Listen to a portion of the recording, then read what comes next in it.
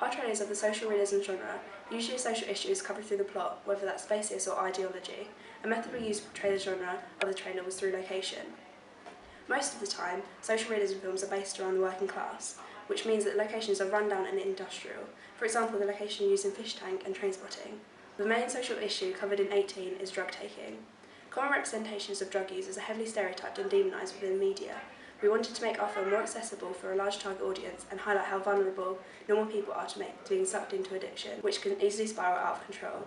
This is the reason for using locations that are relatable for our target audience of 18 to 24-year-olds. For example, the coffee shop and school, shown through iconography like lockers and lanyards. We wanted to show that her drug taking caused a loss of identity and social isolation.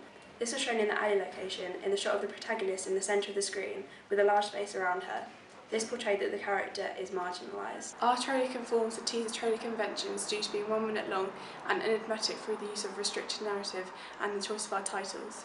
From researching and deconstructing teaser trailers, we found that the titles usually use rhetorical questions such as "How much can you give?" in Fish Tank, which when we applied to our own trailer, we used the titles "Can she fight to take back her life?"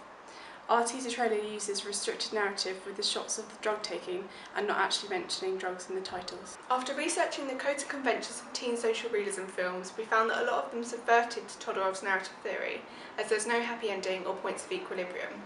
Our trailer follows this convention due to disequilibrium and instability shown throughout.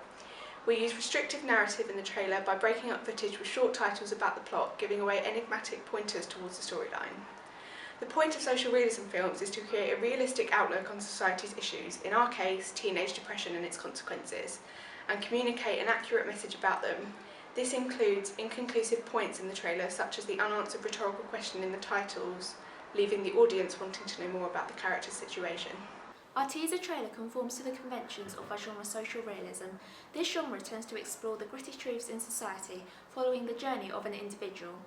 The main character is usually a young teen and the film is typically set in an urban deprived area.